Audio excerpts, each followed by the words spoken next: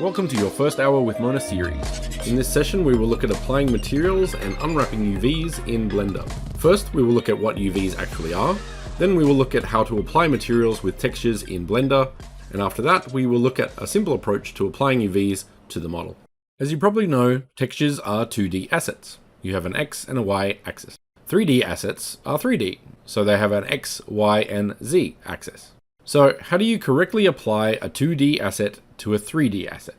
A simple explanation is that we must flatten the 3D asset onto a 2D plane, and for that we're going to call our X and Y axis, in this particular case, U and V. Unwrapping UVs just means telling your texture where to go on the 3D asset.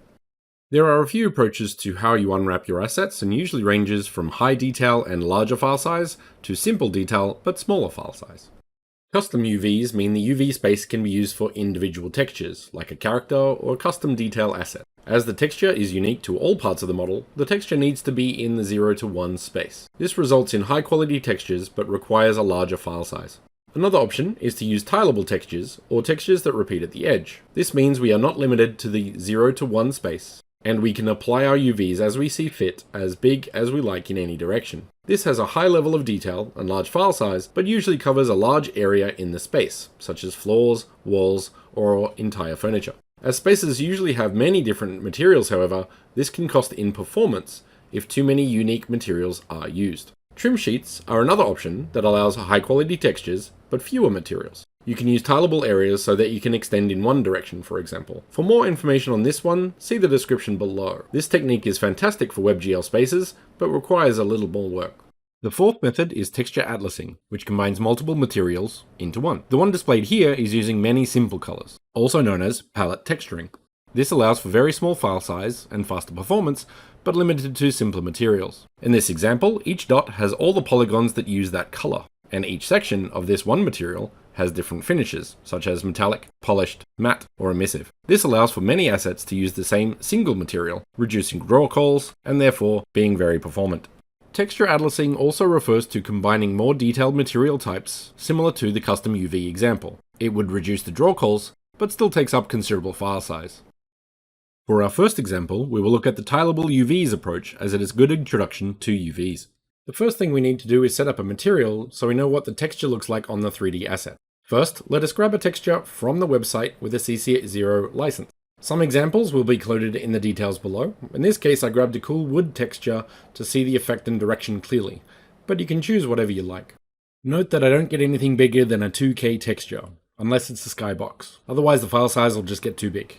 Note that many texture sites uses a roughness texture, not a smoothness texture, and there is a difference between the two with Unity. To keep things simple, we'll just use a metallic and smoothness slider.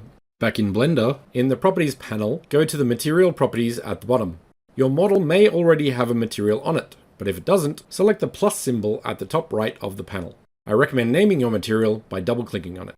I usually set the base color to a different color, and then make sure to set the viewport shading mode at the top right of the viewport to Material Preview so you can see the result. With this material selected, select Shading at the top of the Blender window. This will allow us to apply the textures we downloaded to the material. The easiest way to do so is to simply drag the textures from your desktop onto the node graph in the bottom section. You can then connect the texture to the main color texture, also known as diffuse or albedo, to the base color in the main node. Returning to the UV editing section, this will display the UVs on the left and your assets on the right. We can see the texture applied in the UV. Go to the edit mode and select all the polygons of your assets, as the UVs you have access to are those selected on the model. Use the A key to select all. Depending on your asset, you will see the polygons on the UV. It may look clean and organized, it may look like a mess. Either way, in the right viewport, at the top, go to UV, Smart UV Project, and select OK on the pop-up that comes up. What this does is try to flatten your UVs into the square as best it can, depending on the parameters you set in the pop-up. Use the standard tools to edit your UVs. G to position, R to rotate, S to scale, and X and Y to define the axes. 1, 2, 3, and 4 will switch between vertices, edges, polygon, and island mode. Islands are all connected polygons in the UV. Right-clicking in the UV will offer other useful tools such as Align X or Y, Merge in order to join vertices, and Split Selection to separate elements. And that's it. There are of course many other ways to do it, but we'll stick with this one for now. A common issue that may come up is that the Smart UV project proportions don't look correct when applied. For example, a UV might be a cube when it should be rectangular, or vice versa. This could be because the asset doesn't know it has changed from the previous shape. To fix this, you can apply the transforms by going to Object Mode, and then use Ctrl-A and select Scale. If you select Smart UV Project again, this issue should be fixed. As this is a tileable texture, you can scale the UVs as you see fit, and the texture will continue without issue. Note that you could scale the texture in Unity as well, if the texture is too small or too big in the space. It is possible to create an asset with multiple materials if need be. Add another material with the plus symbol in the Materials Properties panel. Once done, select all the polygons on your asset to which you want to apply your second material in edit mode. Make sure the second material is selected, and select the Assign button under the materials list in the Materials Properties panel.